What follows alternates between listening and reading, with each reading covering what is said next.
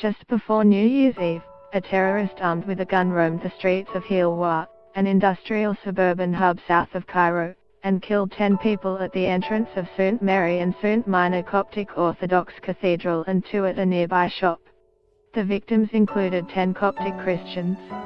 The gunman was immediately subdued by local residents and worshippers who locked the gates of the church to prevent a bigger massacre. One of the congregation tackled him to the ground as he was about to reload his Alaska-47 rifle. Islamic State, which has a strong base in the Sinai Peninsula, claimed responsibility for the attack. The event, and the all-too-familiar scenario of attacks on Coptic Christians in Egypt, is vivid in the minds of Australian Copts as they celebrate Orthodox Christmas on Sunday. On this day, the Middle East's largest minority collectively holds its breath fearing church attacks.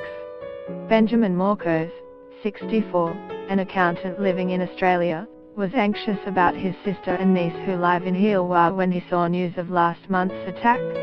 "I thought the attack happened inside the monastery at first where my niece has been a nun there for over 25 years, he told Fairfax Media from his home on the Gold Coast. "I was worried about everyone. There are also plenty of Muslim residents who get treated there at the local clinic, so I was very anxious about everyone's safety.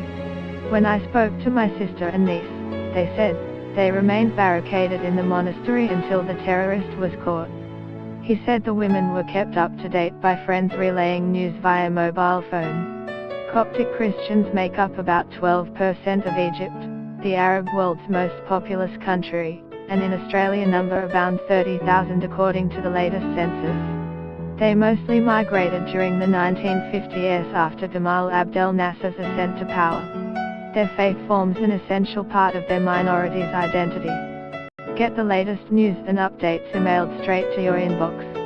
By submitting your email, you are agreeing to Fairfax Media's terms and conditions and privacy policy. There are currently 2 main dioceses in Australia, in Sydney and Melbourne, serving a growing diaspora with more than 30 churches under their purview in as far as Japan, Singapore and New Zealand. In our deep hearts we cannot be separated from the Mother Church in Egypt.